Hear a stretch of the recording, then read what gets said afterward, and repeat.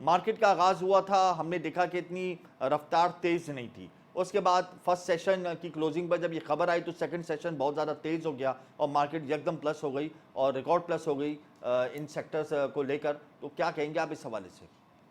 देखिए, हमने देखा कि last week Pakistan stock market के लिए इतना अच्छा साबित नहीं हुआ था। आपने देखा कि 5 में से 4 सेशन मार्केट नेगेटिव साइड पे गई थी और मार्केट में 1400 के करीब पॉइंट नेगेटिव बंद हुए थे। कल भी हमने देखा मार्केट में जो है आज सुबह सॉरी जब कारोबार का आगाज़ हुआ तो आईएमएफ की रिपोर्ट आने के बाद जिसमें मिनी बजट की बातगश्त हो रही है हर जगह पर और नए टैक्सेस लगाए जाएँगे।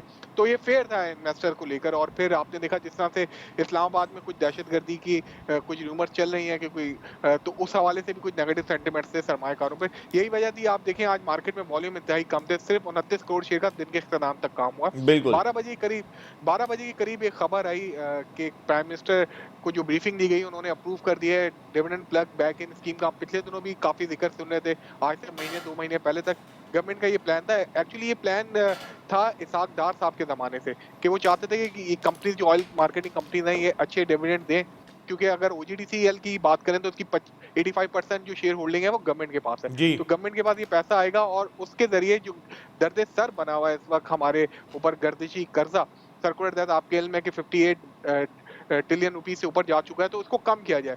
तो ये खबर आने के बाद आपने देखा कि मार्केट में हमेशा से फेवरेट स्टॉक्स होते हैं ओजीडीसीएल और पीपीएल के, तो सरमायाकारों ने 12 बज के 2 मिनट में ये खबर एग्ज़ीक्यूट हुई है और हमने देखा कि तकरीबन 12 बज के 30 मिनट तक इसका स्टॉक जो है वो ऊपर जा चुका था और तकरीबन लॉक के आस-पास ट्रेड कर रहा जी। था। आप अगर पॉइंट कंट्रीब्यूशन की बात करेंगे तो सबसे ज़्यादा पॉइंट कंट्रीब्यूशन भी इन्हीं की तरफ से।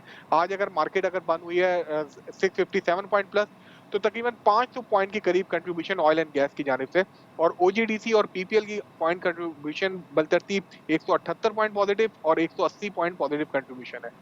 अच्छा शहरियार ये बताएं कि 18 अरब रुपए के तकरीबन नए टैक्सेस आयद किए जाएंगे मुख्तलिफ सेक्टर्स पे।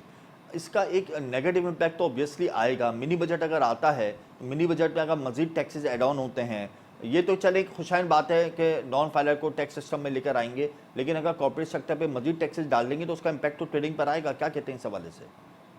जी, यकीनी तौर पे क्योंकि एक ऐसी एनवायरनमेंट में जबकि हाई इंटरेस्ट रेट एनवायरनमेंट है और 22% पे हम पिछले 8 महीने से ज़ायद हो चुका है, हम सफ़र कर रहे हैं। आपको पता है कि कराची में या फिर पाकिस्तान में जो बिज़नेस कॉस्ट है वो कितनी ऊपर जा चुकी है, ख़ासतौर पे इलेक्ट्रिसिटी और गैस के प्राइसेज़ इंक्रीज़ होने से काफ़ी ज़्यादा नुकसान हो रहा है, ले-ऑफ्स हो रहे हैं, जॉब्स से लोग निकाले जा रहे हैं और ओवरऑल इकोनॉमी काफ़ी डाउन साइड के ऊपर नज़र आ रही है हमें। कुछ गवर्नमेंट इस्लाहात कर रही है जिसके असर गवर्नमेंट इंडिकेटर तो थोड़े पॉजिटिव साइड के ऊपर नज़र आ रहे हैं, लेकिन ओवरऑल आप सोसाइटी में देखेंगे तो बिज़नेस डाउन साइड के ऊपर नज़र आ रहा है आपको। उसकी बड़ी वजह यही है और फिर हम जब देखेंगे आने वाले दिनों में जिस तरह से गैस प्राइसेज़ फर्दर इंक्रीज़ होते हैं, गवर्नमेंट का प्लान है इसको लोकल एलएनजी प्राइस के करीब ले आएँ और आप देखेंगे नेक्स्ट 15 फरवरी के बाद दोबारा से एक हाइक हम एक्सपेक्ट कर रहे हैं गैस प्राइसेस के अंदर। तो ये सारे अवामिल हैं जिसका असर इंडस्ट्री के ऊपर डेफिनेटली पड़ेगा। लेकिन जो बड़ी इंडस्ट्रीज़ होती हैं वो पास ऑन कर देती हैं कंज्यूमर की तरफ। तो उनके जो प्रॉफिट्स होते हैं उसको इतना ज़्यादा हिट नहीं होता है। तो एंड सफ़र जो होता है वो कंज्यूमर को ही करना पड़ता है पाकिस्तान